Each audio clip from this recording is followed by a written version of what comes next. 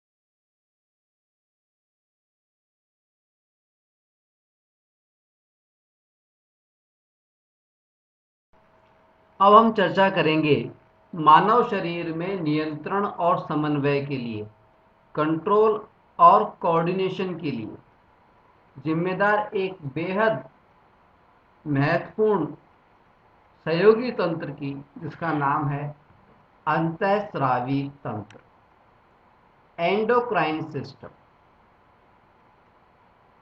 इसमें हम विभिन्न प्रकार के हार्मोन्स के बारे में, जंतु हार्मोन्स के बारे में चर्चा करेंगे। ठीक है। सवाल उठता है कि अंतःस्रावी तंत्र या एंडोक्राइन सिस्टम होता क्या है। देखिए, मानव शरीर में बहुत सारी ग्रंथियां पाई जाती हैं, अनेक प्रकार की ग्रंथियां, अनेक प्रकार की ग्रंथियां यानी ग्लैंड्स, अनेक प्रकार की ग्लैंड्स पाई जाती हैं, अनेक प्रकार की ग्रंथियां पाई जाती हैं। और ये जो ग्लैंड्स होती हैं, किसी न किसी पदार्थ, किसी न किसी प्रकार का तरल स्रावित करती हैं। ग्रंथियां क्या करती हैं? किसी न किसी प्रकार का रसायन युक्त तरल स्रावित करती हैं। क्या करती हैं? किसी न किसी प्रकार का रसायन युक्त यानी केमिकल युक्त, रसायन युक्त तरल स्रावित करती है, तरल स्रावित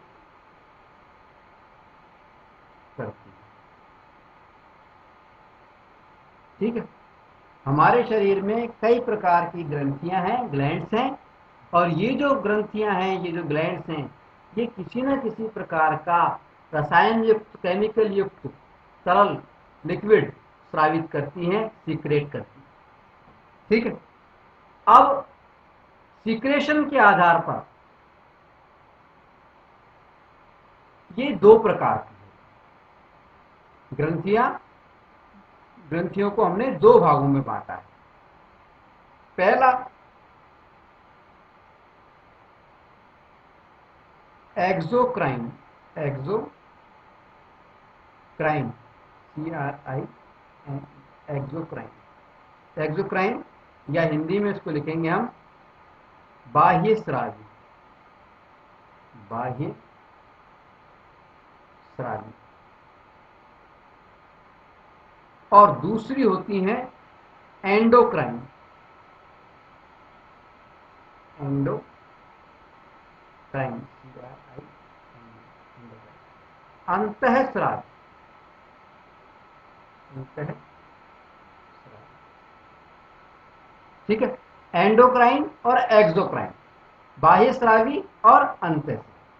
अब सवाल उठता है कि एक्सोक्राइन यानी बाह्य स्रावी और एंडोक्राइन यानी अंतःस्रावी ग्रंथियों का मतलब क्या है। इसका मतलब ये है, बाह्य स्रावी का मतलब है कि ऐसी ग्रंथियां जिनके द्वारा स्रावित तरल, ऐसी ग्रंथियां जिनके द्वारा स्रावित तरल को ले जाने के लिए नलियां पाई जाती हैं, जिनके द्वारा स्रावित रसायन युक्त तरल को, रसायन युक्त तरल को ले जाने हेतु नलियां पाई जाती हैं, डक्ट पाई जाती हैं, नलियां या डक्ट पाई जाती हैं।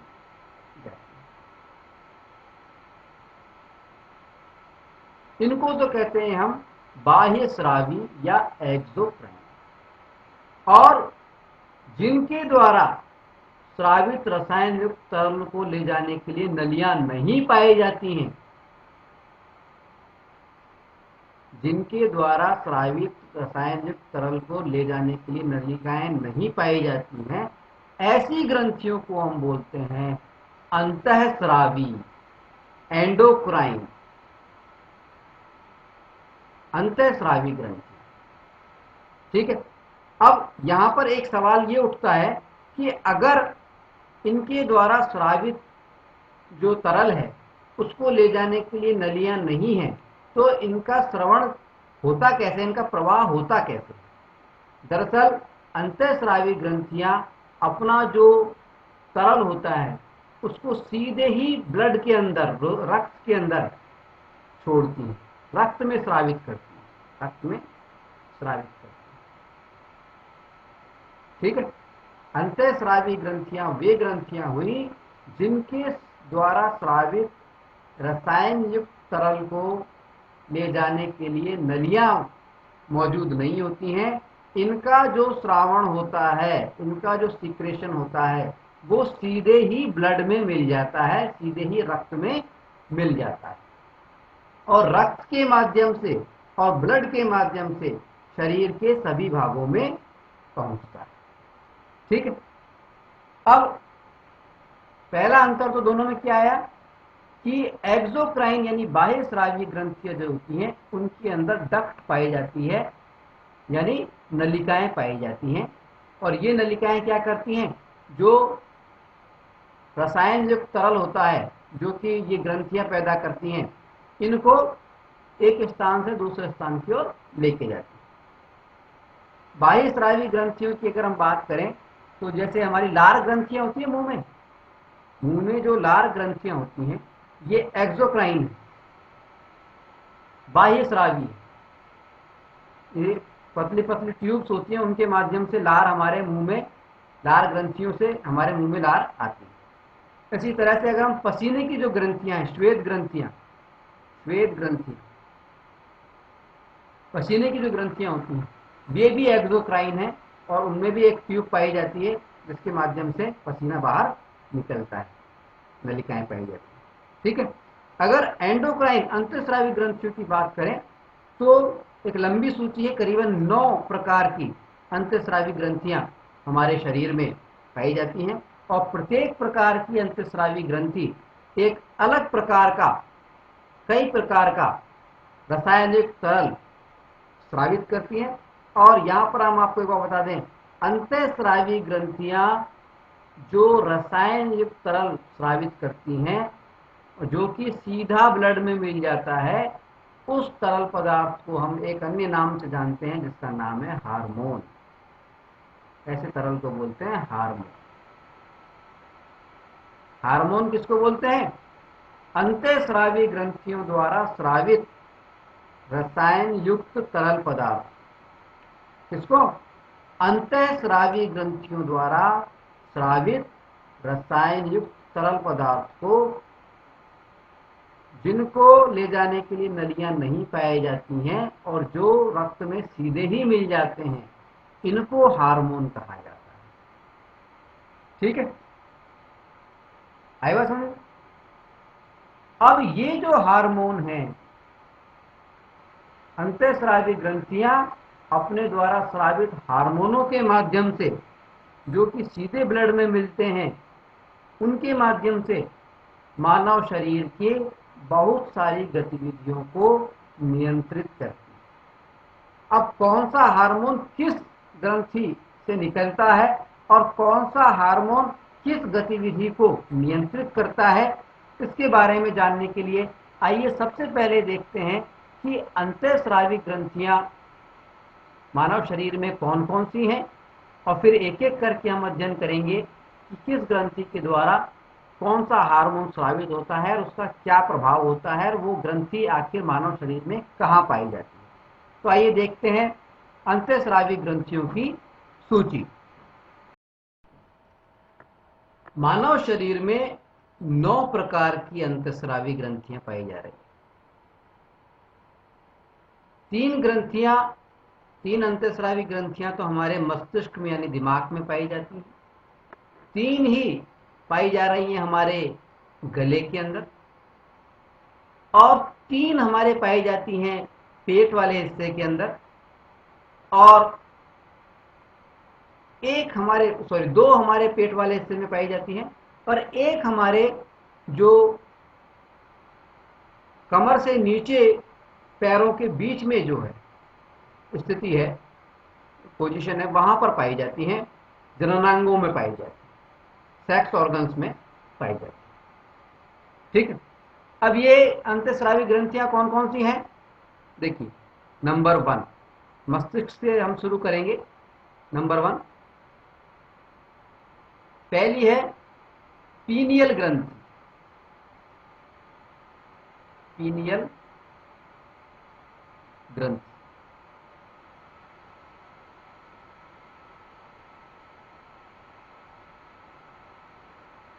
ये मस्तिष्क में पाई जाती है। दूसरी है पिट्यूटरी या पीयूष ग्रंथि। पिट्यूटरी या पीयूष या पिट्यूटरी ग्रंथि। तीसरी है हाइपोथैलेमस। हाइपोथैलेमस। हाइपोथैलेमस। चौथी है थायराइड। थायराइड। थायराइड को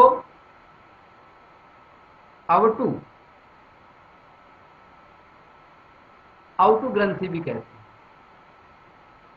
पांचवी है पैराथायराइड। पैराथायराइड।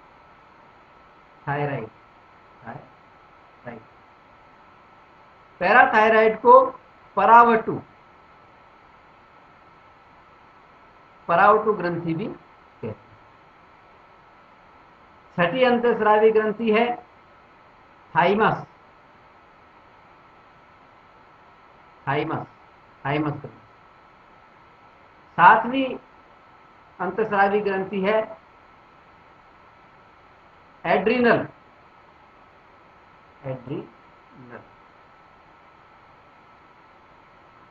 और आठवीं है अग्नाशय या पैनक्रियाज।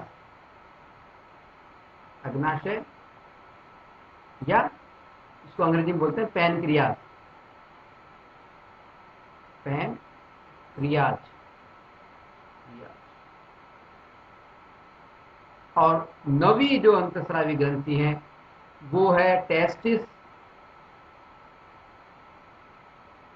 वृषण। टेस्टिस, वृषण को टेस्टिस बोलते हैं अंग्रेजी में, वृषण या अंडाशय। अंडाशय, वृषण व अंडाशय, टेस्टिस व ओवरीज। अंडाशय, ओवरीज। वृषण को बोलते हैं टेस्टिस और अंडाशय को बोलते हैं ओवरीज। ठीक है, ये हमारे जननांगों में पाई जाती है। ठीक है, अब एक एक करके हम सभी अंतस्रावी ग्रंथियों और उनके द्वारा स्रावित हार्मोन और उनके प्रभावों की चर्चा करेंगे। तो शुरुआत करते हैं। शुरुआत हम करेंगे एड्रिनल ग्रंथि। एड्रिनल जो ग्रंथि है, एड्रिनल जो ग्लैंड है, ये संख्या में 2 होती हैं। और ये एड्रिनल ग्लैंड कहाँ पाई जाती है, एड्रिनल ग्रंथि कहाँ पाई जाती हैं? हमारे जो वृक्क होते हैं, हमारे जो किडनी होती हैं, किडनी, किडनी को बोलते हैं वृक्क, हिंदी में बोलते हैं वृक्क, वृक्क।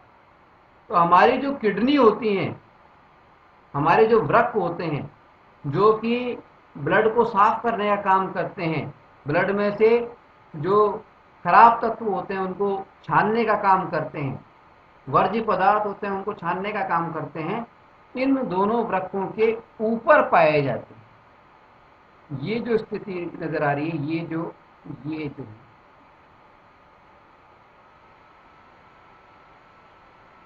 ये एड्रिनल ग्रंथि है। इनकी पोजीशन क्या हो गई? हमारे जो दोनों वृक्क हैं उनके ऊपर पाई जाती है। इनकी संख्या होती है 2, वृक्कों के शीर्ष पर पाई जाती है, संख्या इनकी होती है 2। और एड्रिनल ग्रंथि, एड्रिनल ग्लैंड जो है, जो हार्मोन स्रावित करती है, उस हार्मोन का नाम है एड्रीनलिन। एड्रिनलिन, एड्रिनलिन करके ये हार्मोन स्रावित करती है। और ये जो एड्रिनलिन हार्मोन है, आमतौर पे तो कम मात्रा में स्रावित होता है, लेकिन विशेष परिस्थितियों में, विशेष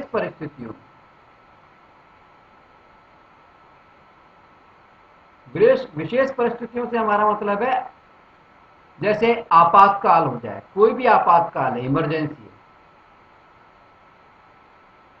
विशेष परिस्थितियों से हमारा मतलब है ऐसी परिस्थितियां जिनमें अचानक ऊर्जा की मात्रा बहुत ज्यादा आवश्यक हो, अचानक बहुत ज्यादा ऊर्जा की हमें आवश्यकता पड़ जाए। जैसे कोई इमरजेंसी के अंदर, या जैसे हमारे पीछे मान लीजिए कोई हमें मारने के लिए दौड़ रहा है, या हमारे पीछे कोई कुत्ता पीछे पड़ गया है जो हमें काटने के लिए दौड़ रहा है, तो ये आपात स्थिति है। तो आपात स्थिति के अंदर हमें अधिक ऊर्जा की आवश्यकता पड़ेगी दौड़ने के लिए। तो ऐसी स्थिति के अंदर ये जो एड्रिनलिन जो हार्मोन है, ये ज्यादा मात्रा में स्रावित होता है। आमतौर पर तो ये बहुत कम स्रावित होता है, लेकिन विशेष परिस्थितियों में, खास तौर पर जैसे आपातकाल हो गया, कोई सेंसेशन है, उत्तेजना है, जैसे आप गेम खेल रहे हैं या देख रहे हैं, कोई खेल खेल रहे हैं, उस दौरान आप उत्तेजित हो जाते हैं, बहुत ज़्यादा एक्साइटेड हो जाते हैं, तो उस समय भी एड्रिनलिन हार्मोन ज़्यादा मात्रा में स्रावित होता है। या आपको गुस्सा आ जाता है क्रोध के समय पे, क्रोध के समय पे भी इस हार्मोन की जो श्रावण है वो बढ़ जाता है, सिक्रेशन है वो बढ़ जाता है। तो एड्रिनलिन ग्रंथि के द्वारा जो हार्मोन स्रावित होता है उसका नाम है एड्रिनलिन। ये एड्रिनल ग्रंथि के द्वारा, एड्रिनल ग्लैंड के द्वारा स्रावित होता है। और इस हार्मोन का काम है विशेष परिस्थितियों में हमारे शरीर की ऊर्जा आवश्यकताओं की पूर्ति करना। विशेष परिस्थितियों में जब हमें अधिक ऊर्जा की आवश्यकता हो, उन परिस्थितियों में इस हार्मोन का जो सिक्रेशन है, जो श्रावण है, वो बढ़ जाता है, वो ज़्यादा मात्रा में स्रावित होता है, और जिसके कारण हम जो है विशेष परिस्थिति का सामना कर पाते हैं। ठीक। अब हम बात करेंगे पीनियल ग्रंथि पर, पीनियल ग्लैंड पर। सबसे पहले हमें यह देखना है कि ये जो पीनियल ग्लैंड है, पीनियल ग्रंथि है, ये आखिर पाई कहाँ जाती है। हमारा जवाब है ये पीनियल ग्लैंड पाई जाती है हमारे मस्तिष्क के अंदर, ब्रेन के अंदर पाई जाती है। ब्रेन में इसकी पोजीशन कहाँ पर होती है?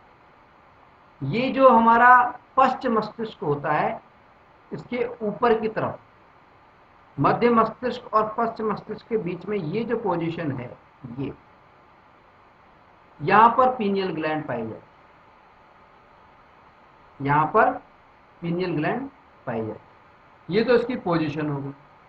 पीनियल ग्लैंड जो है ये एक विशेष प्रकार का हार्मोन स्रावित करती है। उस हार्मोन का नाम है मेलाटोनिन, MELA, मेला तो नीन, मेला तो नीन। ये जो मेलाटोनिन हार्मोन है, ये क्या करता है? ये हमारे निद्रा चक्र को, निद्रा चक्र, इसको अंग्रेजी में हम कहेंगे sleep cycle, SLEE, sleep cycle, sleep cycle, निद्रा चक्र, यानी हमारे नींद लेने का जो चक्र होता है उसको कंट्रोल करता है। निद्रा चक्र, स्लीप साइकिल को कंट्रोल करता है। जब इस हार्मोन की मात्रा बढ़ जाती है, इस हार्मोन की मात्रा कब बढ़ती है? जब अंधेरा होता है। डार्कनेस होने पर अंधेरे में इस हार्मोन की मात्रा बढ़ जाती है। अंधेरे में इस हार्मोन की मात्रा बढ़ जाती है, जिससे हमें नींद आने लग जाती है। और रोशनी के अंदर इस हार्मोन की मात्रा कम हो जाती है, जिससे हमारी नींद उड़ जाती है। ठीक है। तो यहाँ पे हमने दो बातें की। पहली बात तो हमने ये बताई कि पीनियल ग्रंथि जो है ये पाई कहाँ जाती है। हमने जवाब दिया कि ये मस्तिष्क में पाई जाती है, ब्रेन में पाई जाती है, और ये जो हमारा पश्चिम मस्तिष्क है इसके ऊपर की तरफ पाई जाती है। इसका हमने लोकेशन भी बताया। ठीक है। दूसरी बात हमने कही कि इससे एक हार्मोन स्रावित होता है, और हार्मोन का नाम है मेलाटोनिन, मेलाटोनिन। ये मेलाटोनिन हार्मोन जो है ये हमारे शरीर में किस चीज को नियंत्रित करता है? ये हमारे शरीर में स्लीप साइकिल, यानी निद्रा चक्र, नींद लेने की जो चक्र है, सोना उठना, नींद लेना और उठना, इस चक्र को, स्लीप साइकिल को कंट्रोल करता है ये मेलाटोनिन हार्मोन। ठीक है। जब अंधेरा होता है, डार्कनेस बढ़ती है, तो इस हार्मोन की मात्रा भी बढ़ जाती है, और इस हार्मोन की मात्रा बढ़ने के कारण हमें नींद आने लग जाती है। और जब प्रकाश बढ़ता है, अंधेरा कम होता है, तो इस हार्मोन की मात्रा भी कम हो जाती है, जिसकी वजह से हमारी नींद खुल जाती है। ठीक है। अब हम बात करेंगे पीयूष ग्रंथि पर, या उसको हम बोलते हैं पिट्यूटरी ग्रंथि, पिट्यूटरी ग्लैंड। पीयूष ग्रंथि या पिट्यूटरी जो ग्रंथि है ये भी हमारे मस्तिष्क में पाई जाती है, हमारे ब्रेन में पाई जाती है। ब्रेन में इसकी पोजीशन कहां पर होती है?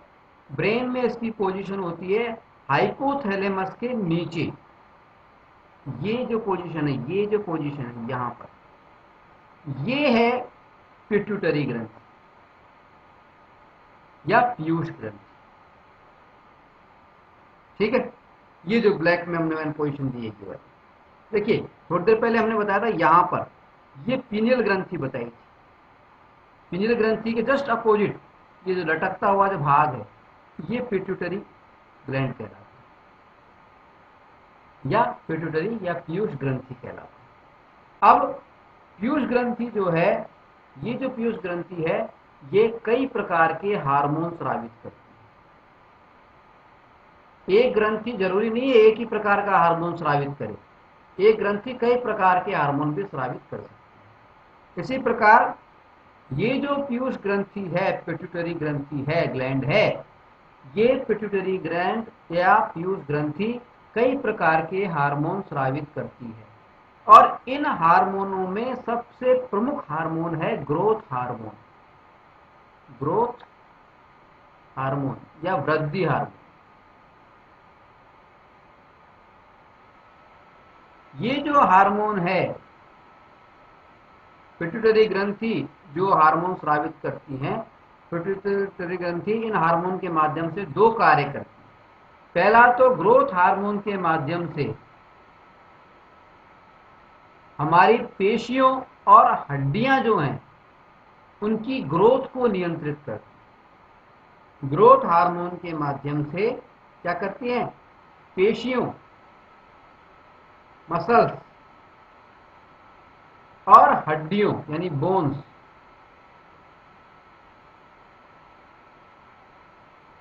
इनकी जो वृद्धि है उसको नियंत्रित करती है, उनको कंट्रोल करती है। दूसरा काम, अन्य ग्रंथियां जो हैं, बहुत सारी अन्य ग्लैंड्स जो होती हैं, उनके सिक्रेशन को भी ये नियंत्रित करती है। अन्य ग्रंथियों के सिक्रेशन यानी श्रावण, यानी वो कम मात्रा में कोई हार्मोन स्रावित करें या ज्यादा मात्रा में हार्मोन स्रावित करें, इस बात को अन्य ग्रंथियों के श्रावण को भी नियंत्रित करती है, तो नियंत्रित करती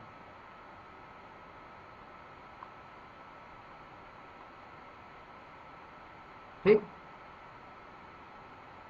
अच्छा, अब यहां पर एक बात हम बताएं कि ये पिट्यूटरी जो ग्रंथि है, पीयूष ग्रंथि जो है, जो सबसे महत्वपूर्ण हार्मोन जिसका ग्रोथ हार्मोन है, अगर इस ग्रोथ हार्मोन का स्रावण ज्यादा हो जाए, सीक्रेशन ज्यादा हो जाए, किसी व्यक्ति में सामान्य से ज्यादा हो जाए, तो उस व्यक्ति की लंबाई जो है वो अप्रत्याशी रूप से बढ़ जाती है। जैसा कि इस चित्र में दिखाया गया कि इस व्यक्ति की लंबाई बहुत ज्यादा बढ़ गई सामान्य से। सामान्य व्यक्ति की लंबाई लगभग इतनी होती है, लेकिन इस व्यक्ति के अंदर पीयूष ग्रंथि का जो हार्मोन है, ग्रोथ हार्मोन, उसकी मात्रा बढ़ गई है, ज्यादा स्रावित हो गया है। इस वजह से इसकी जो लंबाई है वो सामान्य से बहुत अधिक बढ़ गई।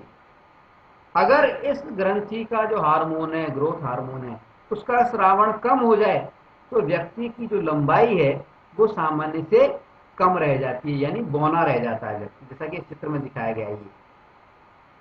ये बौना व्यक्ति है, ये कोई बौनी महिला है। इसके इन दोनों के अंदर क्या हुआ, ये जो पिट्यूटरी ग्रंथि थी, इसका जो हार्मोन था, ग्रोथ हार्मोन, उसका कम श्रावण हुआ, जिसकी वजह से ये बौने रह गए। और इस व्यक्ति के अंदर इसका श्रावण ज्यादा हुआ, सिक्रेशन ज्यादा हुआ, जिससे कि ये अत्यधिक लंबा हो गया। ठीक है, अब हम बात करेंगे हाइपोथैलेमस ग्रंथि पर, हाइपोथैलेमस ग्लैंड पर। हाइपोथैलेमस जो ग्रंथि है, ये इसकी पोजीशन क्या है, कहां पर पाई जाती है? ये ग्रंथि भी हमारे ब्रेन में ही पाई जाती है, मस्तिष्क में ही पाई जाती है। और मस्तिष्क में इसकी जो पोजीशन होती है, वो जो मध्य मस्तिष्क होता है हमारा, मिड ब्रेन जो होता है, ये जो मिड ब्रेन है ये वाला, इस मिड ब्रेन में नीचे की तरफ ये जो पोजीशन है, ये मिड ब्रेन में नीचे की तरफ ये हाइपोथैलेमस ग्रंथि जो है ये पाई जाती है। हाइपोथैलेमस एक अंतःस्रावी ग्रंथि भी है, एंडोक्राइन ग्लैंड भी है, और साथ ही साथ में एक अंग भी है।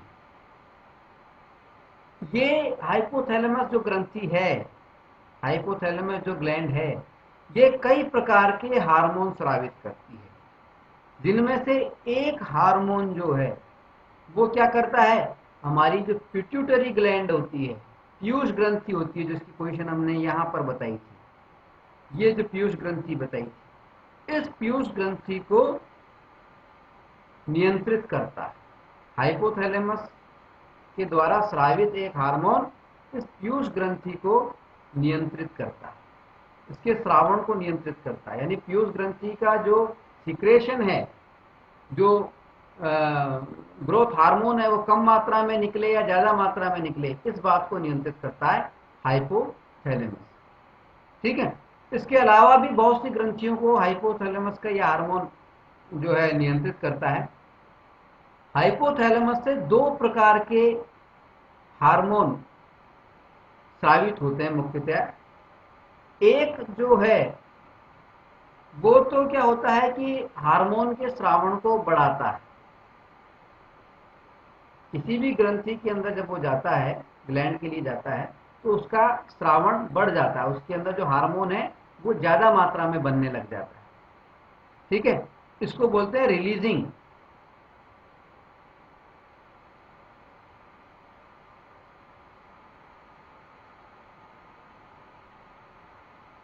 एक काम तो हो गया, एक तरह के हार्मोन तो वो हो गए जो कि हार्मोन की रिलीजिंग को बढ़ाते हैं, हार्मोन के स्रावण को बढ़ाते हैं किसी भी ग्रंथि के अंदर। और दूसरी प्रकार के हार्मोन ये होते हैं जो स्रावण को रोकते हैं।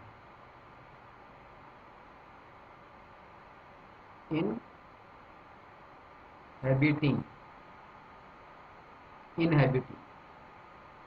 श्रावण को रोकने वाले, कम श्रावित। यानी दूसरी प्रकार के हार्मोन ऐसे हार्मोन हैं जो कि किसी भी ग्रंथि पे जाएंगे तो वहां पर उस ग्रंथि को ये कहेंगे कि जो वो हार्मोन स्रावित कर रही है वो कम मात्रा में करे या हार्मोन स्रावित करना बंद कर दे। ठीक है। तो हाइपोथैलेमस से कई प्रकार के हार्मोन स्रावित होते हैं। एक हार्मोन तो क्या करता है, हमारी जो प्यूटिटरी ग्रंथि है, पीयूष ग्रंथि है, उसको नियंत्रित करता है। और बाकी के हार्मोन अन्य ग्रंथियों को कंट्रोल करते हैं, नियंत्रित करते हैं। कंट्रोल या नियंत्रण में ये क्या करते हैं, दो प्रकार के काम करते हैं।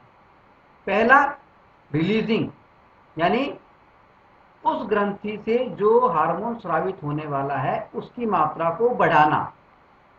और दूसरा काम है किसी ग्रंथि से स्रावित होने वाले हार्मोन की मात्रा को घटाना या उसको बंद कर देना। ये हाइपोथैलेमस का के हार्मोनों का काम है। ठीक है। अब हम बात करेंगे अग्नाशय पर, यानी पैनक्रियाज पर। अग्नाशय या पैनक्रियाज जो है ये भी एक प्रकार की अंतःस्रावी ग्रंथि है, एंडोक्राइन हमारी ग्लैंड है। सबसे पहले हम ये देखेंगे कि अग्नाशय या पैनक्रियाज जो ग्लैंड है इसकी पोजीशन हमारे शरीर में कहाँ पर होती है। देखिए ये चित्र दिया गया है, इस चित्र में ये लीवर दिया गया है, लीवर, ये लीवर जिसको हम हिंदी में बोलते हैं यकृत, यकृत ये लीवर। ठीक है। ये पिंक कलर में जो दिया गया है ये हमारा स्टमक दिया गया है, जिसको हिंदी में हम लिखें तो इसको लिखेंगे आमाशय। स्टमक को पेट भी बोलते हैं और आमाशय भी बोलते हैं, आमाशय, ये हमारा आमाशय। ये चित्र में ये दिखाया गया है, ये है गाल ब्लैडर, जिसको हिंदी में हम बोलते हैं पित्ताशय, पित्ताशय, गाल ब्लैडर, पित्ताशय। और ये जो दिख रहा है पोजीशन साफ नजर आ रही है कि ये हमारे आमाशय के पीछे है। ये चीज इसको मैं अब ड्रॉ कर रहा हूं। ये जो चीज है ये है हमारा पैनक्रियाज, जो कि आमाशय से पीछे होता है, यकृत लीवर के नीचे होता है और पित्ताशय से भी नीचे होता है। यकृत और पित्ताशय से नीचे और आमाशय यानी स्टमक के पीछे, पीछे की ओर ये स्थित होता है अग्नाशय या पैनक्रियाज। ठीक है। ये जो अग्नाशय या पैनक्रियाज है ये एक खास प्रकार का हार्मोन स्रावित करता है जिसका नाम है इंसुलिन। इंसुलिन,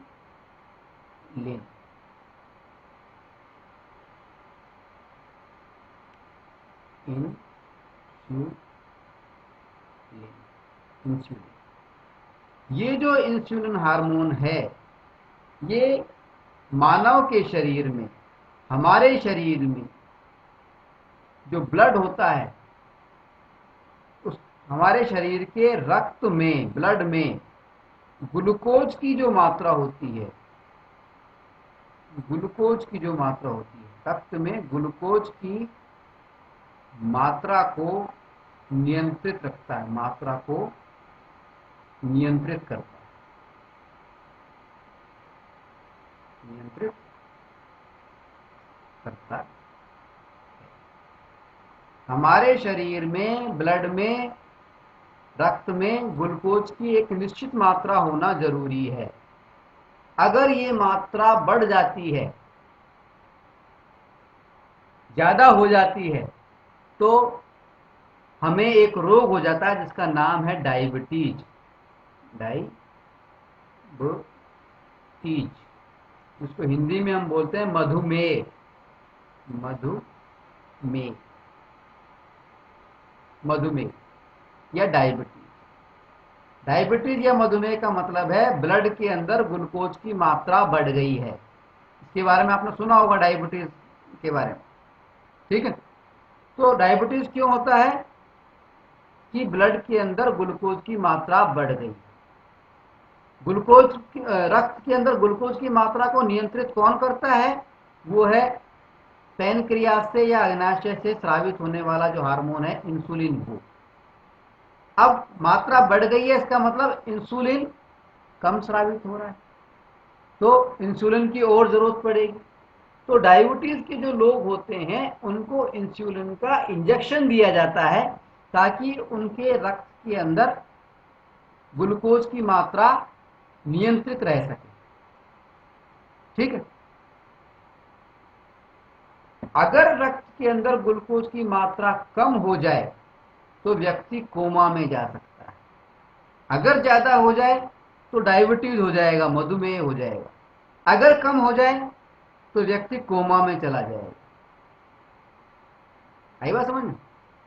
तो ये जो पैनक्रियाज है, ये जो अग्नाशय नाम की जो हमारी अंतःस्रावी ग्रंथि है, ये बेहद महत्वपूर्ण हार्मोन स्रावित करती है, इसका नाम है इंसुलिन। और ये इंसुलिन हार्मोन जो है वो हमारे रक्त के अंदर ग्लूकोज की मात्रा को नियंत्रित रखता है। अगर रक्त के अंदर ग्लूकोज की मात्रा बढ़ जाती है तो हमें एक रोग हो जाता है जिसका नाम है डायबिटीज, उसको हम हिंदी में हम बोलते हैं मधुमेह। अगर रक्त के अंदर ग्लूकोज की मात्रा कम हो जाए तो ऐसी स्थिति में व्यक्ति कोमा में जा सकता है, ठीक।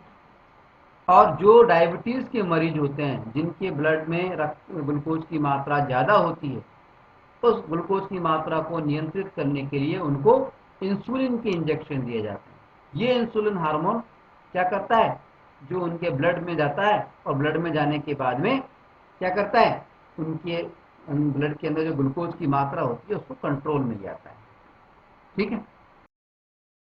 अब हम बात करेंगे थायराइड, जिसको कि अवटु भी बोलते हैं, अवटु ग्रंथि, थायराइड ग्रंथि या अवटु ग्रंथि पर। थायराइड ग्लैंड या अवटु ग्लैंड, अवटु ग्रंथि, हिंदी में अवटु ग्रंथि बोलते हैं, वैसे इसको जनरली हम बोलते हैं थायराइड ग्लैंड, ठीक है। तो ये जो थायराइड ग्लैंड होती है, सबसे पहली बात तो ये कि इसकी पोजीशन क्या होती है। थायराइड ग्लैंड जो होती है हमारी गर्दन में होती है। गर्दन में कहां पे होती है? जहां पे हमारी श्वास नली होती है ना, विंड पाइप, ये श्वास नली जो है हमारी, ये श्वास नली, इसको ट्रैकिया लिखा हुआ है, ट्रैकिया, इस श्वास नली के ऊपर होती है ये जो लाल रंग की नजर आ रही है, ये जो है, ये थायराइड ग्लैंड, ये थायराइड ग्लैंड है हमारी, जो श्वास नली के ऊपर होती है हमारे गले के अंदर। श्वास नली के चारों ओर होती है, ऊपर नहीं बल्कि चारों ओर होती है थायराइड, ठीक है। ये जो थायराइड ग्रंथि है या अवटु ग्रंथि जो है, ये एक खास प्रकार का हार्मोन स्रावित करती है जिसका नाम है थायरॉक्सिन। थायरॉक्सिन, थायरॉक्सिन, ये जो विशेष प्रकार का हार्मोन है थायरॉक्सिन, ये हार्मोन क्या करता है हमारे शरीर में? ये जो हार्मोन है हमारे शरीर में कार्बोहाइड्रेट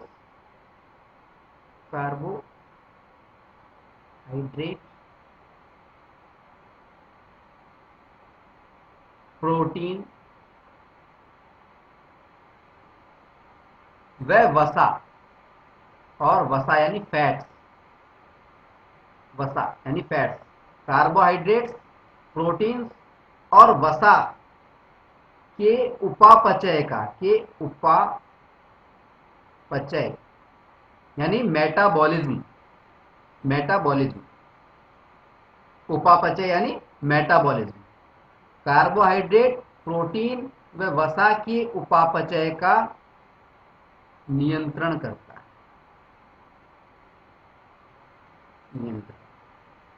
थायरॉक्सिन हार्मोन क्या करता है?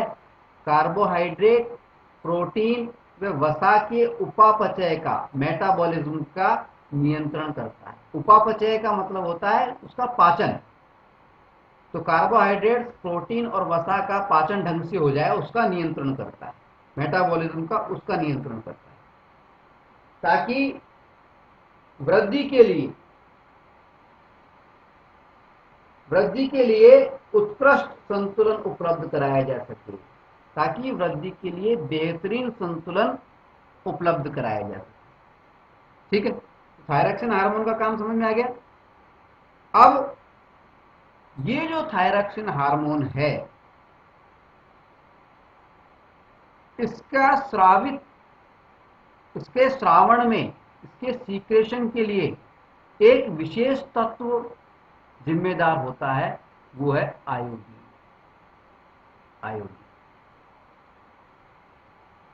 अगर किसी व्यक्ति में आयोडीन की कमी हो जाए या वो आयोडीन नहीं, उसके अंदर मौजूद नहीं हो, तो आयोडीन कम होने के कारण ये जो हार्मोन है थायरॉक्सिन, ये भी कम स्रावित होता है।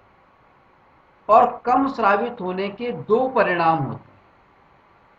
पहला परिणाम तो ये होगा कि ये जो कार्बोहाइड्रेट्स, प्रोटीन व वसा का उपापचय, इसका कंट्रोल ये थायरॉक्सिन करता है, वो ढंग से कंट्रोल नहीं हो पाएगा। और दूसरा है, एक खास प्रकार की बीमारी हो जाती है। बीमारी का नाम है गाइटर। क्या नाम है? गाइटर। GOITR, goitre. अब ये गाइटर बीमारी क्या होती है? गाइटर नाम की जो ये बीमारी है, उसको हम गलगंड के नाम से भी जानते हैं। तो ये जो बीमारी है, इस बीमारी में क्या होता है, मरीज का जो गला होता है वो सूज करके काफी फूल जाता है, काफी बड़ा हो जाता है, जैसा कि इस चित्र में दिखाया गया। ठीक है, इस गाइटर बीमारी का मुख्य कारण क्या है कि जो थायराइड ग्रंथि है, वो जो एक हार्मोन स्रावित करती है थायरॉक्सिन, उस हार्मोन की मात्रा कम स्रावित हुई। अगर वो मात्रा कम स्रावित हुई है तो गाइटर हो जाता है। अब थायरॉक्सिन कम स्रावित कब होता है? जब हमारे शरीर में आयोडीन की कमी हो। इसलिए अगर हमें गाइटर या गलगंड रोग से बचना है, गाइटर या ये जो गलगंड रोग है, इसमें गला फूल जाता है, अगर इस रोग से बचना है तो हमें अपने भोजन में पर्याप्त मात्रा में आयोडीन लेना चाहिए। और आयोडीन लेने का सबसे अच्छा तरीका है कि हमें आयोडीन युक्त नमक का इस्तेमाल करना चाहिए। जैसा कि आजकल टीवी में और हर जगह पे हम देखते हैं कि आयोडीन युक्त नमक का प्रचार होता है। वो इसीलिए होता है ताकि इस प्रकार का रोग किसी व्यक्ति को ना हो, इसलिए हमें आयोडीन युक्त नमक का इस्तेमाल करना चाहिए गाइटर रोग से बचने के लिए। अब हम बात करेंगे पैराथायराइड ग्रंथि पर। पैराथायराइड जो ग्रंथि है उसको हम परावटु ग्रंथि भी कहते हैं। अब ये पैराथायराइड ग्रंथि या परावटु ग्रंथि जो है, परावटु या पैराथायराइड जो ग्लैंड है, इसकी पोजीशन क्या होती है? ये भी हमारी गर्दन में ही होती है। और गर्दन में जहां पर थायराइड ग्लैंड होती है, उस थायराइड ग्लैंड जो है थायराइड ग्रंथि जो है उसके ऊपर ही ये पैराथायराइड ग्रंथि पाई जाती है। इस चित्र के अंदर ये जो थायराइड ग्रंथि है पिंक कलर के अंदर, इसके ऊपर ये जो बीच बीच में ये लाल कलर के ये जो 4 डॉट बने हुए हैं, ये दरअसल है पैराथायराइड ग्रंथि। अब पैराथायराइड जो ग्रंथियां हैं ये भी एक हार्मोन स्रावित करती हैं, और पैराथायराइड ग्रंथियों के द्वारा जो हार्मोन स्रावित किया जाता है उसका नाम है पैराथर्मोनिन। पैराथर्मोनिन,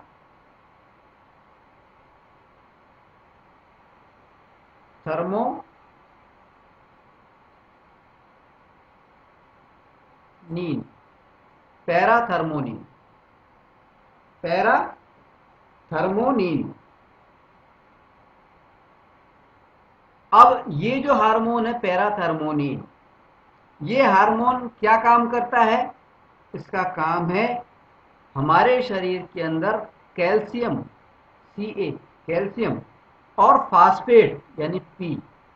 कैल्शियम का सिंबल होता है Ca और फास्फेट का सिंबल होता है P। तो हमारे शरीर में कैल्शियम और फास्फेट की जो मात्रा है उसको नियंत्रित करने का काम इस पैराथर्मोनिन हार्मोन का होता है, जो कि पैराथायराइड ग्रंथि के द्वारा स्रावित किया जाता है। ठीक है, बात समझ में आई? पैराथायराइड ग्रंथि या परावर्तु ग्रंथि कहाँ पाई जाती है? जो थायराइड ग्रंथि होती है उसी के ऊपर पाई जाती है।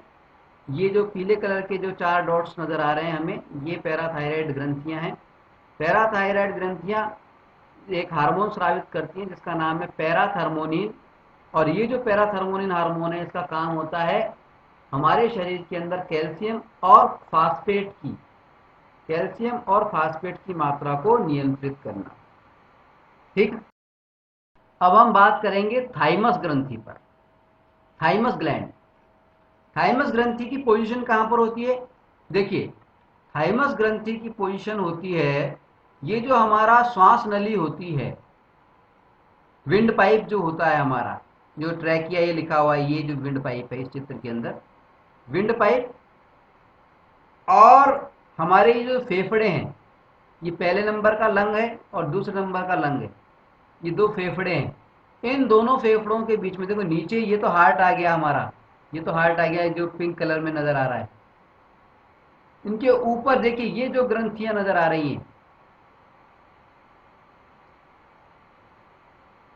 श्वास नली के विंड पाइप और फेफड़ों के बीच में, ये फेफड़ों के बीच में देखिए, दोनों फेफड़ों के बीच में ये जो ग्रंथियां हैं, ये वाली, ये है थाइमस ग्रंथि। इसका बड़ा व्यू भी यहाँ पर दिखाया गया है चित्र के अंदर। इस तरह की थाइमस ग्रंथियां, इनकी पोजीशन कहाँ पे होती है? फेफड़ों के बीच में और श्वास नली के पास में। ठीक है,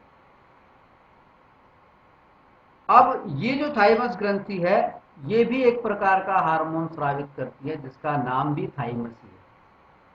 हार्मोन का नाम है थाइमस, थाइमस हार्मोन ये स्रावित करता है। और ये जो थाइमस हार्मोन है इसका काम क्या होता है? हमारे शरीर में जो प्रतिरोधक क्षमता होती है, प्रतिरोधक क्षमता, इम्यूनिटी जो हमारी होती है, प्रतिरोधक क्षमता जो होती है, इम्यूनिटी जो हमारे शरीर में होती है, उस क्षमता को बढ़ाना या उसको नियंत्रित रखना, उसको क्षमता को नियंत्रित करना।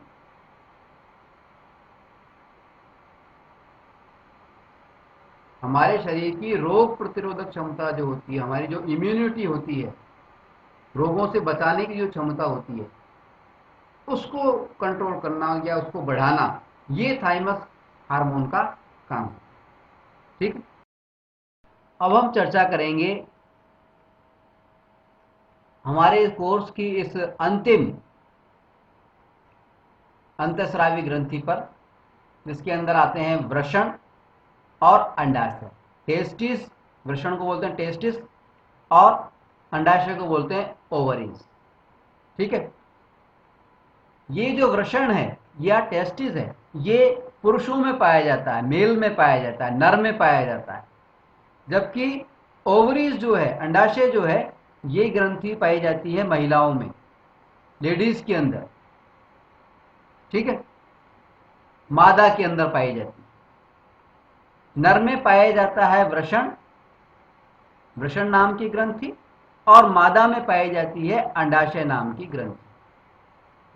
वृषण को बोलते हैं टेस्टिस और अंडाशय को बोलते हैं ओवरीज, ठीक है। अब ये जो ग्रंथियां हैं, ये कौन सा हार्मोन स्रावित करती? पहली बात तो इनकी पोजीशन क्या है। इन ग्रंथियों की पोजीशन है हमारी कमर के नीचे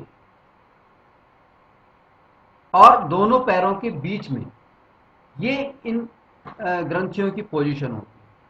अब सवाल उठता है कि ये जो ग्रंथियां हैं, ये कौन से हार्मोन स्रावित करती?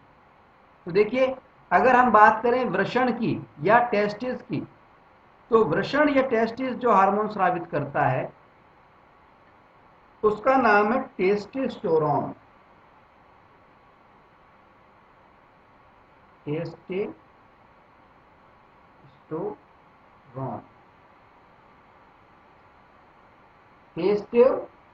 टेस्टोस्टेरोन, टेस्टोस्टेरोन भी कह सकते हैं, टेस्टोस्टेरोन भी बोल सकते हैं, टेस्टोस्टेरोन, ठीक है। और ये जो मादा के अंदर, ये तो नर हार्मोन हो गया, ये नर हार्मोन है टेस्टोस्टेरोन। और मादा के अंदर जो हार्मोन स्रावित होते हैं वो दो प्रकार के होते हैं। एक जिसको बोलते हैं एस्ट्रोजन, OESTROGEN,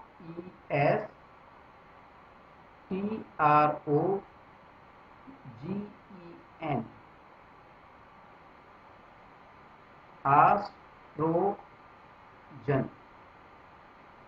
एस्ट्रोजन, या इसको कभी कभी एस्ट्रोजन भी लिख देते हैं, एस्ट्रोजन, एस्ट्रोजन, ठीक है। और दूसरा जो हार्मोन है उसको बोलते हैं प्रोजेस्टेरॉन, प्रोजेस्टेरॉन।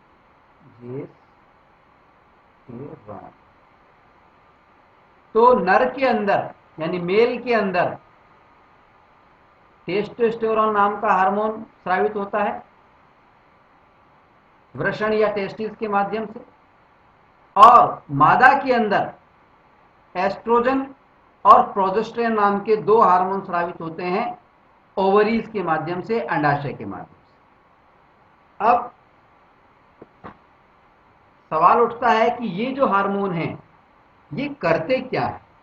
देखिए, इन हार्मोनों का सबसे प्रमुख जो काम है वो है शारीरिक परिवर्तन लाना। यौवनावस्था में, प्यूबर्टी के समय, यौवनावस्था यानी यौवनावस्था, यौवनावस्था यानी जब ये 10 से और 14 साल के बीच की जो उम्र है, यौवनावस्था जो है, या इसको हम बोलते हैं प्यूबर्टी, अंग्रेजी में बोलते हैं प्यूबर्टी।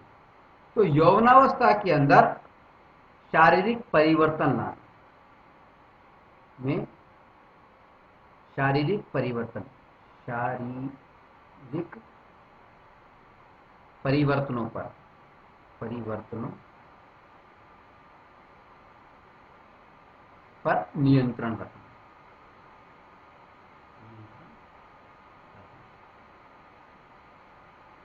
ये इन हार्मोनों का काम होता है। अब यौवनावस्था में आने वाले शारीरिक परिवर्तन कौन से हैं? देखिए, यौवनावस्था में कई प्रकार के शारीरिक परिवर्तन आते हैं, मेल में और फीमेल में, नर में और मादा में। नर में और मादा में कुछ कॉमन होते हैं परिवर्तन और कुछ अलग होते हैं। जैसे अगर हम नर की बात करें तो उसके चेहरों पर, जो भी बॉयज हैं, पुरुष हैं, उनके चेहरों के ऊपर बाल आने लगते हैं। विभिन्न भागों से, शरीर के विभिन्न भागों में बालों का आना, दाढ़ी मूछ का आना, ये एक विशेष परिवर्तन है जो कि इन हार्मोन के कारण, नर हार्मोन जो है टेस्टोस्टेरोन, उसके कारण होता है। दूसरा परिवर्तन क्या आता है? दूसरा परिवर्तन आता है कि इनकी आवाज भारी हो जाती है। आवाज भारी हो जाती है, भारी भरकम आवाज होती है। पहले नॉर्मल आवाज होती है, फिर अचानक भारी आवाज होती है। ठीक है। इसी प्रकार से मादा के अंदर भी इन हार्मोनों के प्रभाव से, कौन से हार्मोन? एस्ट्रोजन और प्रोजेस्टेरॉन। इन दोनों हार्मोनों की वजह से शरीर के विभिन्न हिस्सों में बालों का आना, आवाज का बारीक हो जाना और कई तरह के परिवर्तन इनके शरीर में, नर और मादा दोनों शरीर में आते हैं। यौवनावस्था के समय यानी 10 से 14 साल की उम्र के दौरान इन शारीरिक परिवर्तनों का नियंत्रण करते हैं नर और मादा हार्मोन। नर हार्मोन वृषण के माध्यम से तैयार होता है, बनाया जाता है, वृषण या टेस्टिस। और इस नर हार्मोन का नाम है टेस्टोस्टेरोन। और मादा हार्मोन जो बनाया जाता है वो अंडाशय या ओवरीज के माध्यम से पैदा किया जाता है। और इन हार्मोन्स का नाम है, दो हार्मोन है ये, एक का नाम है एजेस्ट्रोन, एक का नाम है प्रोजेस्ट्रोन, सॉरी, एक का नाम है एस्ट्रोजन, एस्ट्रोजन, और दूसरे का नाम है प्रोजेस्टेरॉन,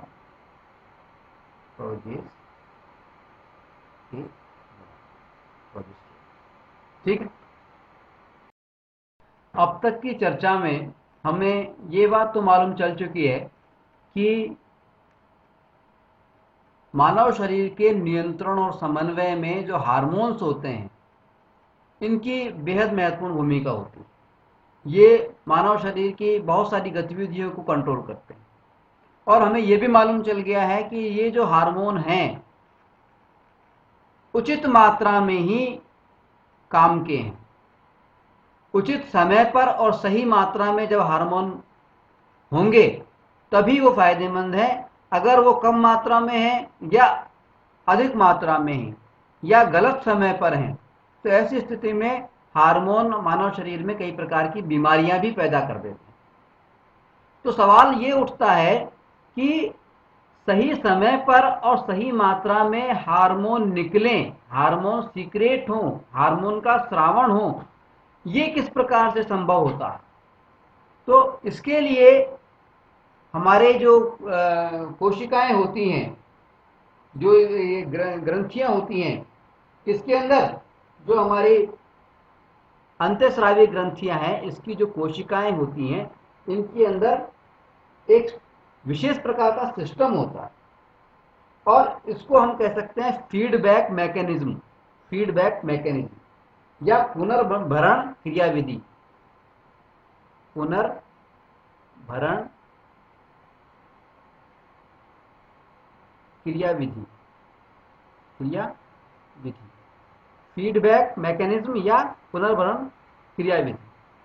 इस क्रियाविधि में क्या होता है कि जो अंतःस्रावी ग्रंथि होती है उसकी जो कोशिकाएं होती हैं वो इस बात को डिक्टेट कर लेती हैं। डिक्टेट करने का मतलब है संसूचित करना, पहचान लेना, डिक्टेट कर लेती। डिक्टेट शब्द है DETECT, डिक्टेट, संसूचित करना, संसूचित करना यानी पहचानना।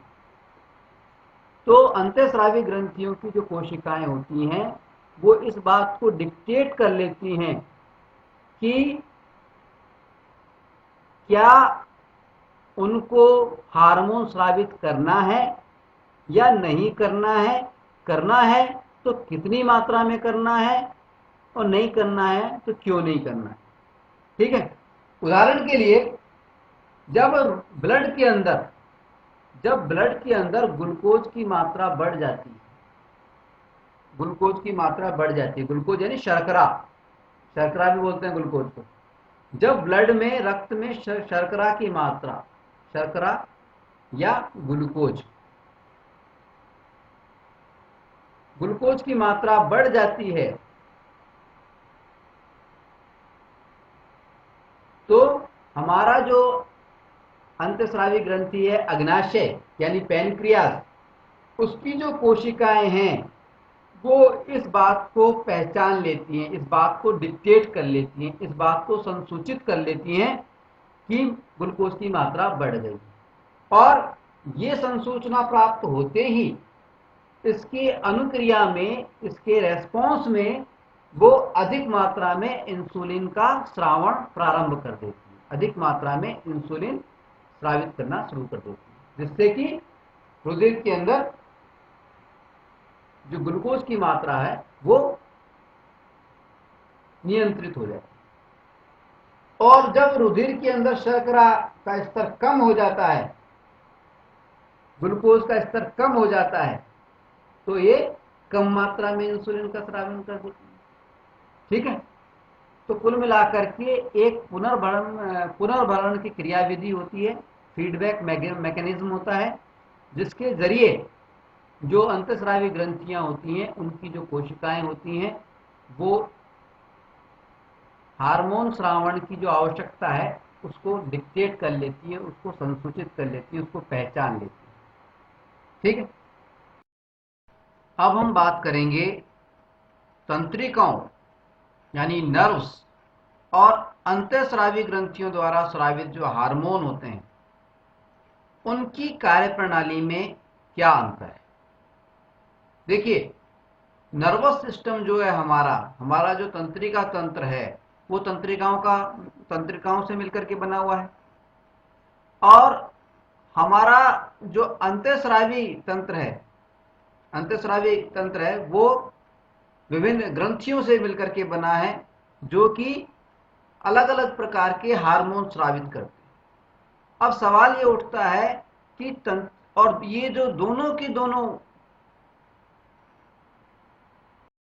अब हम बात करेंगे तंत्रिकाओं यानी नर्व्स एवं अंतःस्रावी हार्मोन्स, एंडोक्राइन हार्मोन्स, इनकी कार्य प्रणाली में क्या अंतर है। देखिए, हम जानते हैं कि चाहे से तंत्रिकाएं हों, चाहे अंतःस्रावी ग्रंथियां हों, उनके द्वारा स्रावित हार्मोन हो, तंत्रिकाएं और अंतःस्रावी ग्रंथियों द्वारा स्रावित जो हार्मोन है, उन दोनों का ही जो काम होता है वो क्या होता है, मानव शरीर के अंदर नियंत्रण और समन्वय करना, कंट्रोल एंड कोऑर्डिनेशन करना। ठीक है, दोनों के दोनों मानव शरीर में नियंत्रण और समन्वय के लिए उत्तरदायी हैं। तंत्रिकाएं भी मानव शरीर के अंदर नियंत्रण और समन्वय का कार्य करती हैं, और हार्मोन्स भी अपनी तरह से अलग तरीके से हमारे शरीर में विभिन्न प्रक्रियाओं को नियंत्रित और समन्वित करते हैं। अब सवाल ये उठता है, काम तो दोनों का एक है, लेकिन दोनों की कार्यप्रणाली में अंतर है। लेकिन वो क्या अंतर है? देखिए, 3 प्रमुख अंतर है। पहला अंतर की अगर हम बात करें तो जो तंत्रिकाएं होती हैं, तंत्रिकाओं में सूचना जो होती है, इंफॉर्मेशन जो होती है, वो विद्युत आवेग के रूप में प्रसारित होती है। सूचना विद्युत आवेग के रूप में, आवेग, इलेक्ट्रिकल इंपल्स, विद्युत आवेग के रूप में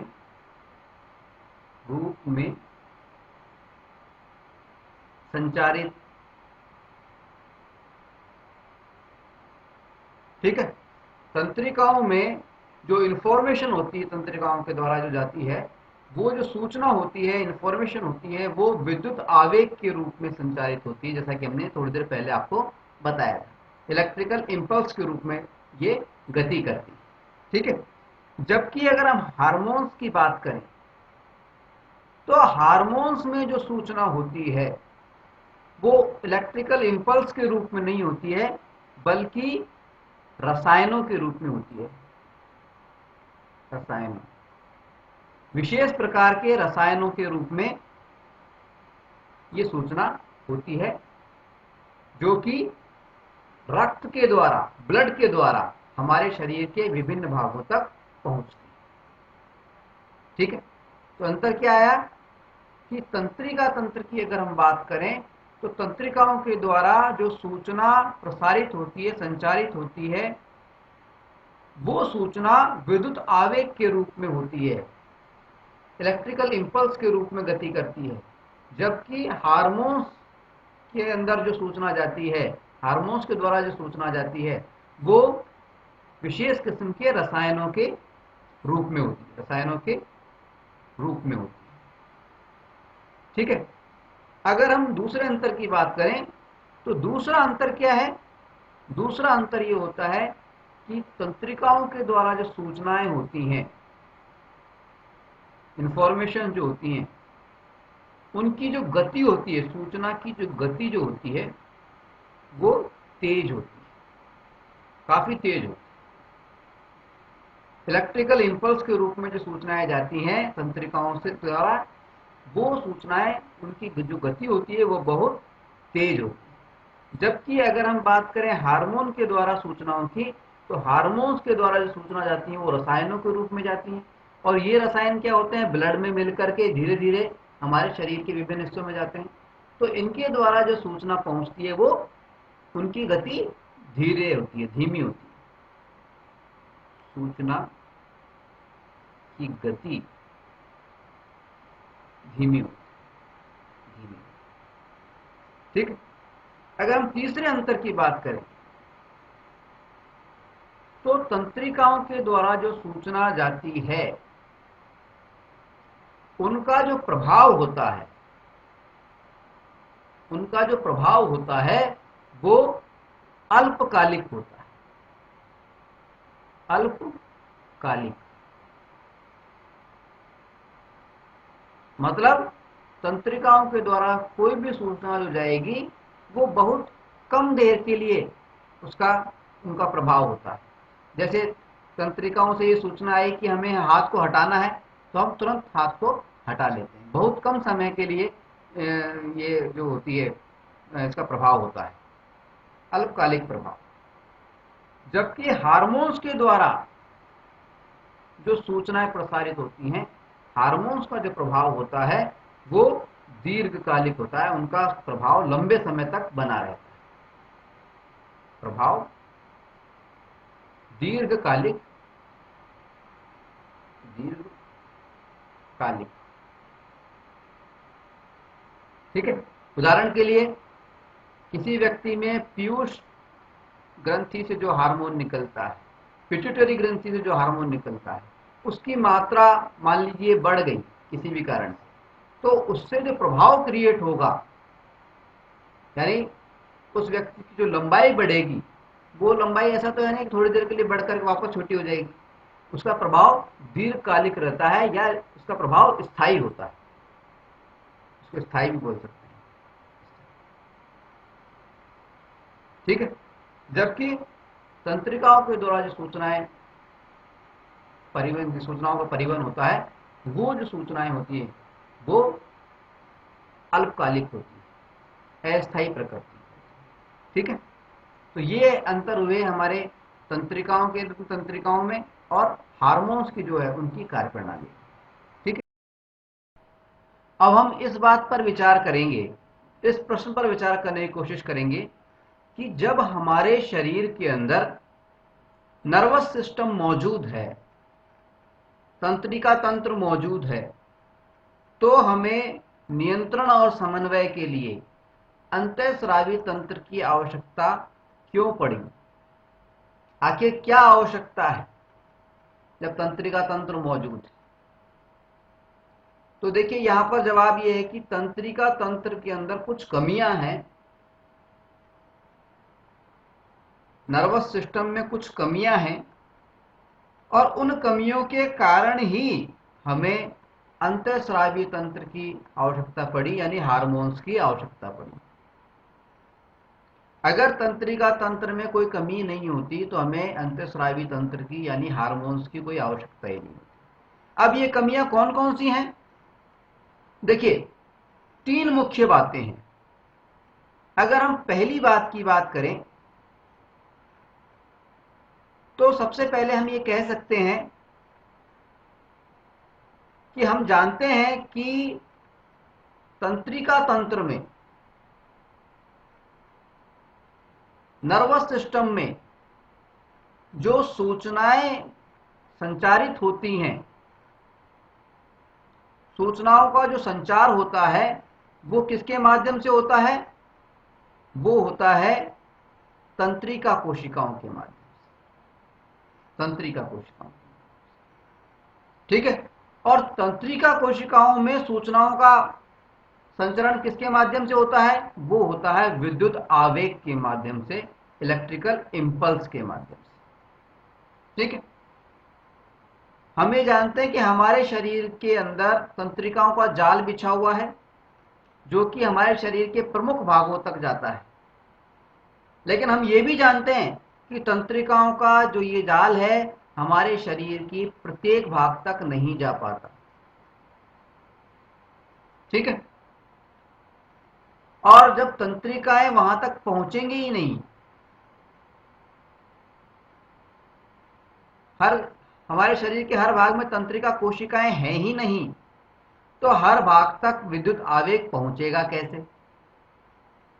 ठीक है। तो यहां पे हम कह सकते हैं कि क्योंकि तंत्रिका तंत्र में सूचनाओं का जो परिवहन होता है वो विद्युत आवेग के रूप में होता है, इलेक्ट्रिकल इंपल्स के रूप में होता है, और विद्युत आवेग की कुछ कमियां हैं, जैसे विद्युत आवेग जो है, इलेक्ट्रिकल इंपल्स जो है,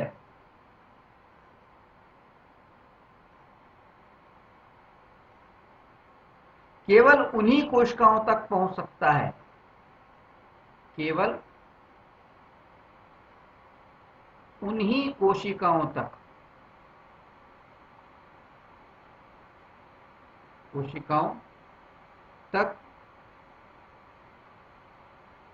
पहुंच सकते हैं, पहुंच सकते हैं जो कि तंत्रिका ऊतक से जुड़ी हुई है, जो कि नर्व टिश्यू जो होते हैं, तंत्रिका ऊतक जो होते हैं, जो कि तंत्रिका ऊतक से जुड़े हुए होते हैं। ऊतक यानी टिश्यू, विभिन्न कोशिकाओं के समूह को ऊतक कहते हैं, तंत्रिका ऊतक से जुड़े हुए।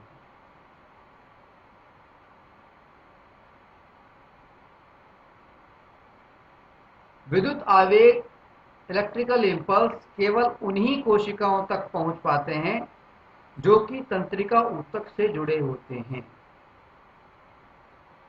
प्रत्येक कोशिका तक, मानव शरीर की प्रत्येक कोशिका तक नहीं, मानव शरीर की प्रत्येक कोशिका तक नहीं, प्रत्येक कोशिका तक नहीं। अब क्योंकि विद्युत आवेग या इलेक्ट्रिकल इंपल्स मानव शरीर की प्रत्येक कोशिका तक पहुंच ही नहीं सकते, तो मानव शरीर की बाकी जो कोशिकाएं हैं उन तक सूचनाएं पहुंचाने के लिए हमें अंतःस्रावी तंत्र की आवश्यकता पड़ती है, हार्मोन्स की आवश्यकता पड़ती है। ठीक है। दूसरी बात, विद्युत आवेग जो होते हैं, विद्युत आवेग जो होते हैं, विद्युत आवेग, विद्युत आवेग के माध्यम से एक बार में एक ही अंग को नियंत्रित किया जा सकता है। विद्युत आवेग एक बार में, एक समय में एक ही अंग को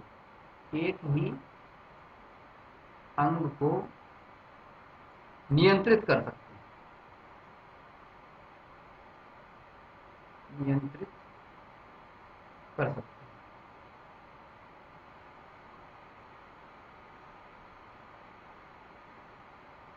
परंतु हमारे दैनिक जीवन में ऐसी अनेक परिस्थितियां आती हैं जिनमें हमें एक बार में कई अंगों को नियंत्रित करना पड़ता है।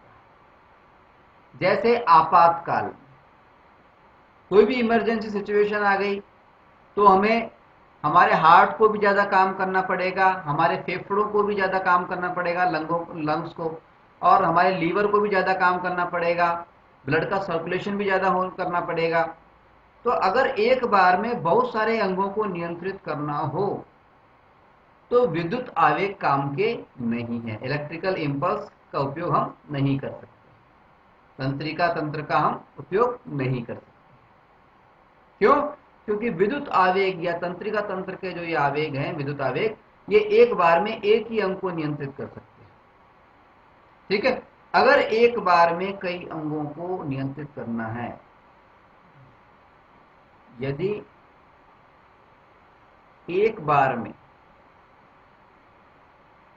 अनेक अंगों को नियंत्रित करना है, अनेक अंगों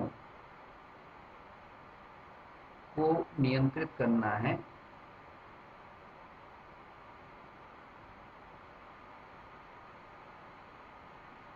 तो हमें अंतःस्रावी तंत्र की आवश्यकता पड़ती है, एंडोक्राइन सिस्टम की आवश्यकता पड़ती है, जिसमें क्या होते हैं, हार्मोन्स होते हैं। तो हमें हार्मोन्स पर डिपेंड होना पड़ता है, तो हमें हार्मोन्स पर निर्भर होना पड़ता है, निर्भर होना पड़ता है। ठीक है, तो दूसरा कारण ये हो गया कि अगर हम विद्युत आवेग की बात करें, नर्व्स के अंदर विद्युत आवेग होते हैं, अगर तंत्रिका तंत्र की बात करें तो उसमें विद्युत आवेग होते हैं। अब विद्युत आवेग एक बार में एक ही अंग को, किसी भी शरीर के एक ही अंग को नियंत्रित करता है, और अगर हमें एक बार में ज्यादा अंगों को नियंत्रित करवाना है तो हमें हार्मोन्स पर निर्भर रहना पड़ेगा। उदाहरण के लिए अगर आपातकाल की बात हम करें तो आपातकाल में हमें हार्ट को, हमारा जो हार्ट है उसको भी ज़्यादा काम करना पड़ता है, ब्लड का सर्कुलेशन बढ़ाना पड़ता है, बार बार धड़कना पड़ता है, उसकी हार्ट बीट बढ़ानी पड़ती है। इसी के साथ में हमारे जो लंग्स हैं, फेफड़े जो हैं, उनको भी ज़्यादा मात्रा में काम करना पड़ता है, हमारे लीवर को भी ज़्यादा मात्रा में काम करना पड़ता है, उसको ग्लूकोज की मात्रा बढ़ानी पड़ती है। ठीक है, तो इन सब कार्यों के लिए हमें हार्मोन पर निर्भर रहना पड़ेगा। इलेक्ट्रिकल इंपल्स तो काम आएंगे नहीं, विद्युत आवेग तो काम आएंगे नहीं, क्योंकि वो तो एक बार में एक ही अंग को नियंत्रित कर सकते हैं। लेकिन हार्मोन की ऐसी खासियत है कि वो ब्लड में मिलता है, हमारे ब्लड में मिलता है, और ब्लड जिन जिन अंगों में जा रहा है उन सब अंगों तक वो हार्मोन पहुंच जाता है, और वहां पहुंच करके जिस अंग से जो काम करवाना होता है उस हार्मोन को वो काम करवा लेता है। यदि एक बार में अनेक अंगों को नियंत्रित करना है तो हमें हार्मोन पर निर्भर रहना पड़ेगा। अगर हम तीसरी बात करें तो तीसरी बात भी बड़ी इंपॉर्टेंट है। देखिए, दो चीजें हैं, एक तो हमारी होती है बॉडी की ग्रोथ।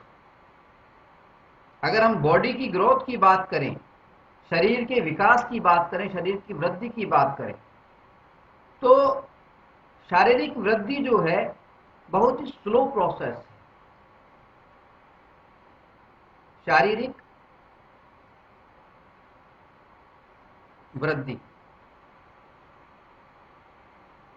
बड़ी ही स्लो प्रोसेस है। ऐसा नहीं है कि कोई एक दिन के अंदर ही उसकी लंबाई अचानक बढ़ जाएगी, या एक दिन के अंदर ही वो बहुत छोटा हो जाएगा। ठीक है, शारीरिक वृद्धि जैसे जो प्रोसेस होते हैं ये बहुत स्लो प्रोसेस होते हैं, और स्लो प्रोसेस को करने के लिए क्या है, धीरे धीरे धीरे धीरे काम करना पड़ता है, लगातार काम करना पड़ता है। तो हमारे जो नर्वस सिस्टम होता है इसके अंदर जो विद्युत आवेग होते हैं, हमारी जो तंत्रिकाएं होती हैं, न्यूरॉन्स जो होते हैं, तंत्रिका कोशिकाएं होती हैं जो कि विद्युत, जिनमें कि विद्युत आवेग पैदा होता है। तो तंत्रिका कोशिकाओं में जो विद्युत आवेग है, तंत्रिका कोशिकाएं जो हैं विद्युत आवेग को न तो लगातार पैदा कर सकती हैं और न ही उन्हें लगातार संचारित कर सकती हैं। आई बात समझ? शारीरिक वृद्धि स्लो प्रोसेस है, और स्लो प्रोसेस के लिए धीरे धीरे धीरे धीरे किसी अभिक्रिया का होते रहना जरूरी है। लेकिन अगर हम विद्युत आवेग की बात करें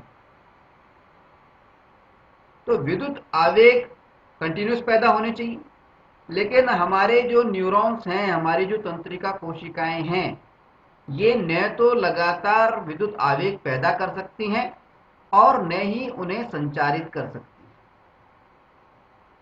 अतः ऐसी स्थिति में शारीरिक वृद्धि जैसा स्लो प्रोसेस है, इसको करने के लिए हमें अंतःस्रावी तंत्र की आवश्यकता पड़ती है, हमें हार्मोन्स की आवश्यकता पड़ती है।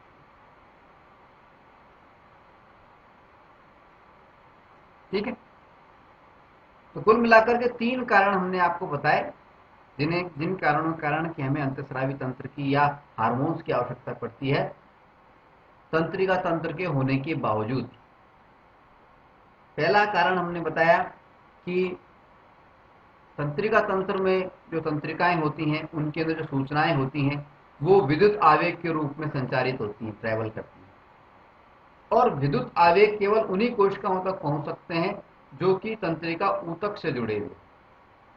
मानव शरीर की प्रत्येक कोशिका तक विद्युत आवेग नहीं पहुंच सकते। तो जिन कोशिकाओं तक विद्युत आवेग नहीं पहुंच सकते, उन कोशिकाओं तक सूचनाएं पहुंचाने का काम करते हैं अंतःस्रावी तंत्र या हमारे हार्मोन। ठीक, दूसरी बात हमने कही कि विद्युत आवेग जो है, तंत्रिका तंत्र विद्युत आवेग पैदा करता है तंत्रिका तंत्र के अंदर। तो ये विद्युत आवेग जो होते हैं, ये एक बार में सिर्फ एक ही अंग को, किसी भी एक ऑर्गन को नियंत्रित कर सकते हैं, कंट्रोल कर सकते हैं। यदि हमें एक बार में किसी परिस्थिति में अनेक अंगों को नियंत्रित करना होता है तो तंत्रिका तंत्र हमारे काम का नहीं है, उस समय हमें हार्मोन्स पर निर्भर होना पड़ता है। जैसे कि आपातकाल के अंदर एड्रिनल जो हार्मोन होता है वो हमारी मदद करता है, और एक बार में ही हार्मोन क्या करता है, ब्लड में मिल जाता है एड्रिनल हार्मोन, और ब्लड क्या है, हमारे शरीर के सभी अंगों में जाता है। तो जिन जिन अंगों में से जो काम करवाना होता है हार्मोन, वो काम आसानी से करवा लेता है। ठीक है, तीसरी बात हमने बताई कि जो शरीर, हमारे मानव शरीर में बहुत से प्रोसेस बड़े स्लो होते हैं, जैसे कि शारीरिक वृद्धि। ऐसे स्लो प्रोसेस के लिए धीरे धीरे किसी क्रिया का चलते रहना आवश्यक है, सूचनाओं का लगातार संचरण आवश्यक है। ठीक है, अब हम जानते हैं सूचनाएं जो हैं तंत्रिकाओं के अंदर क्या होता है, तंत्रिका तंत्र के अंदर क्या होता है, तंत्रिकाएं होती हैं, और तंत्रिकाओं में जो सूचनाएं जाती हैं वो विद्युत आवेग के रूप में जाती हैं। तो विद्युत आवेग लगातार बने रहें और लगातार संचारित होते रहें, यह आवश्यक है। जबकि हमारे जो न्यूरॉन्स हैं, हमारी जो तंत्रिका कोशिकाएं हैं, वे न तो लगातार विद्युत आवेग पैदा कर सकती हैं, इलेक्ट्रिकल इंपल्स पैदा कर सकती हैं, और न ही उन्हें लगातार संचारित कर सकती हैं। ऐसी स्थिति में धीमी जो प्रक्रियाएं होती हैं, धीमी जो कार्य होते हैं हमारे शरीर के, उनको करने के लिए हमें हार्मोन्स की आवश्यकता पड़ती है। ये हार्मोन क्या होते हैं, ब्लड के साथ में मिल जाते हैं और धीरे धीरे धीरे धीरे अपना काम करते रहते हैं। ठीक है, तो ये हुए हमारी बात की अंतःस्रावी तंत्र की आखिर क्या आवश्यकता है